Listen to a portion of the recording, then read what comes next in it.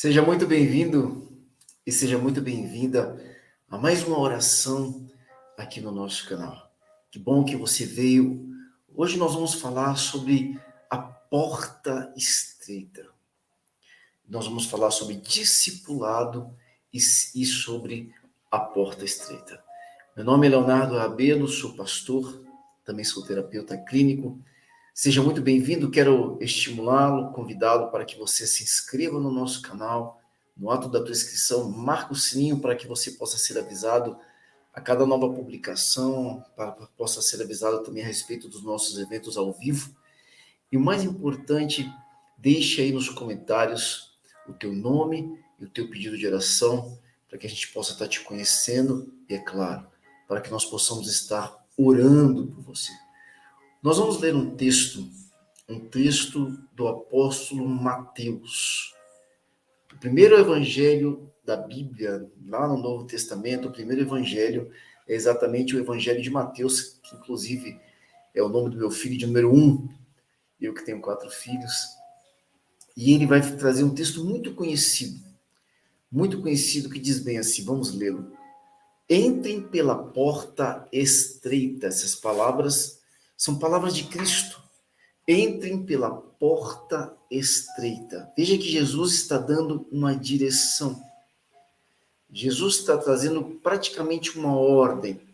Entrem pela porta estreita, pois larga é a porta e amplo o caminho que leva aonde? À perdição. E são muitos os que entram por ela. Olha só, o caminho que leva à perdição é amplo, a porta é ampla e ela é larga. E muitas pessoas passam por aí, pelo caminho da perdição. Ou seja, jargões do tipo, a voz do povo é a voz de Deus. São jargões mentirosos.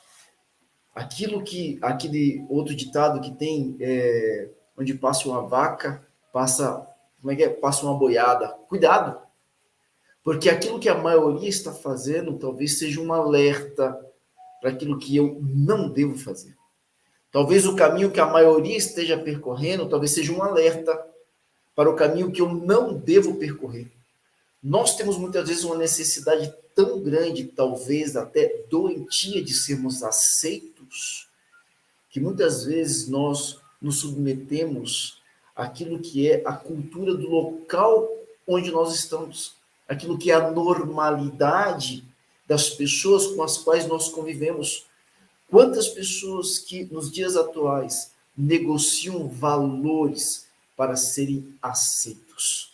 Cuidado com isso. Vamos voltar aqui ao texto, então? Vamos ler desde o início para que a gente fique muito atento. Entrem pela porta estreita, pois larga é a porta e amplo o caminho que leva aonde? À perdição. E são muitos os que entram por ela. Olha só, como é estreita a porta e apertado o caminho que leva onde? À vida. O apóstolo João, ele traz uma palavra de Cristo que diz assim, Jesus dizendo, eu sou o caminho, a verdade e a vida. E ele ainda diz mais, eu vim a este mundo para que vocês tenham vida e a tenham como? Em abundância. Jesus está dizendo aqui que o caminho para a vida, o caminho que leva à vida, a porta que leva à vida, é uma porta estreita. E esse caminho é como? Apertado. E olha só como é que fecha esse versículo de número 14 do capítulo 7 de Mateus. Olha só. São poucos os que a encontram. São poucos os que encontram a porta que leva à vida. São poucos os que a encontram. Mateus 7, versículos 13 e 14. Há mais ou menos 20 anos, um pastor chamado Juan Carlos Ortiz, ele é argentino. Até o ano de 1978, ele pastoreava a maior igreja evangélica da Argentina.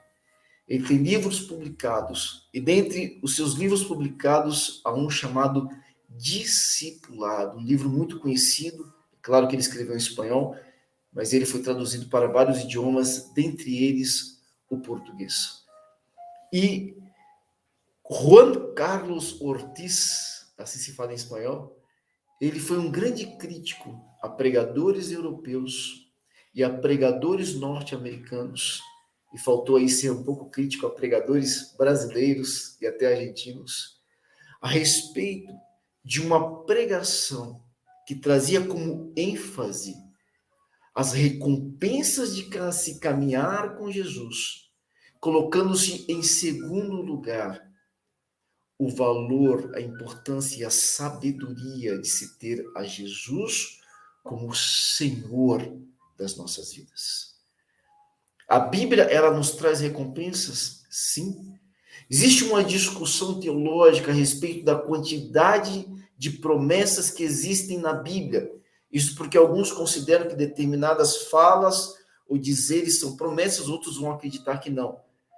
Mas mesmo dentre essa disputa de números de promessas, acredita-se que na Bíblia traz entre 7.000 a 8.000 promessas. É muita coisa, irmãos. Eu não sei quem está certo, aquele que diz que tem 8.000 ou aquele que diz que tem 7.000. Eu só sei que tem muita promessa na Bíblia. É muita coisa. Nós temos, é claro, um desafio, porque nós estamos sempre com os nossos olhos onde? Na promessa. Nós somos tendenciosos a irmos e fazermos algo perguntando qual que é a minha parte? Qual que é a minha porção? E é claro que no Evangelho, na sua caminhada aqui, Cristo nos ensinou a pedir. Jesus diz, peça e te será dado. Pedi e dá-se-vos-á. Buscai e achareis, batei e abre-se-vos-á. Existe um estímulo a pedir.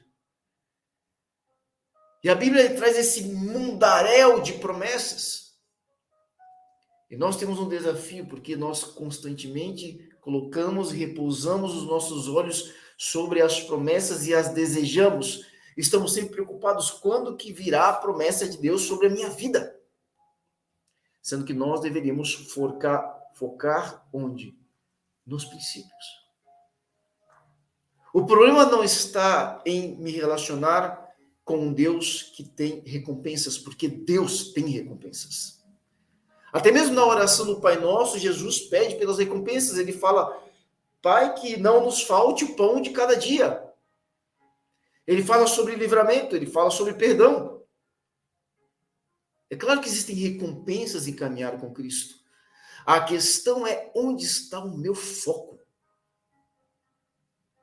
E se o meu foco ele muda das recompensas e ele vai para os princípios, se o meu foco ele sai daquilo que Deus tem para dar para mim e eu coloco ele em ter o Senhor como o meu mestre, o Adonai, como Senhor da minha vida, este foco, o que aparentemente é uma pequena mudança, esse sim faz uma grande diferença.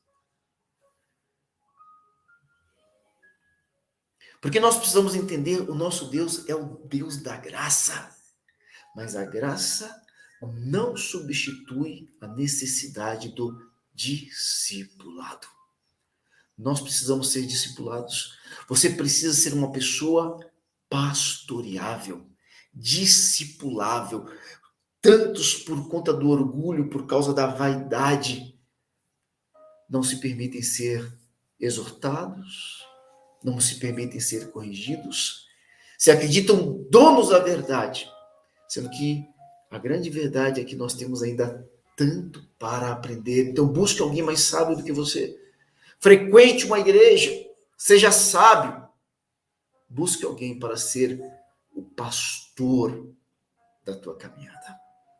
Nós precisamos entender que apesar de Deus ser o Deus da misericórdia, nós ainda precisamos nos arrepender dos nossos erros. A Bíblia diz que todo homem peca. E aquele que diz que não pecou já está pecando porque está mentindo.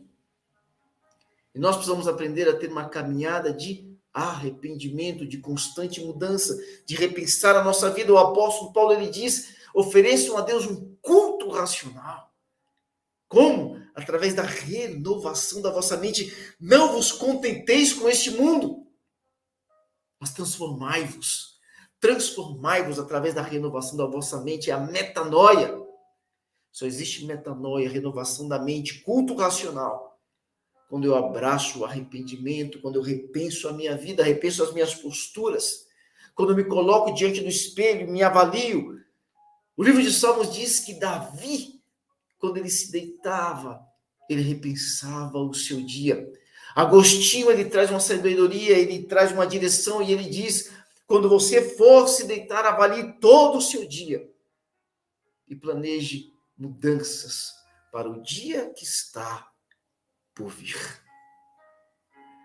Que o Senhor, ele possa ser o teu verdadeiro Senhor. Que Jesus seja o teu mestre, o teu guia, o teu Senhor. E sim, assim as nossas vidas serão diferentes e transformadas. Eu quero convidá-lo para orar, para que nós possamos falar por instantes com o Senhor a respeito disso. Ore comigo.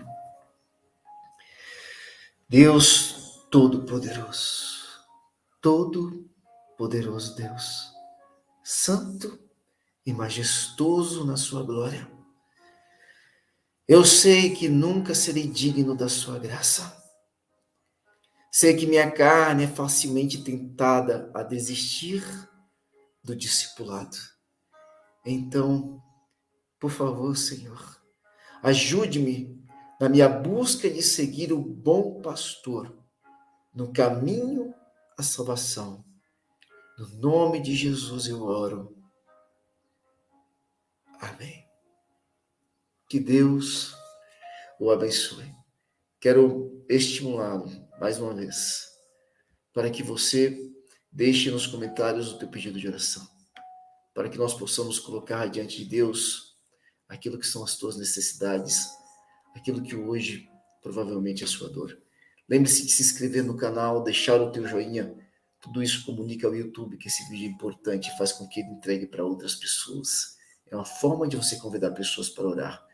E quero também te estimular para que você compartilhe essa mensagem com pessoas queridas. Muito obrigado. Até a nossa próxima oração. Deus abençoe muitíssimo. Fique com Deus. Tchau, tchau.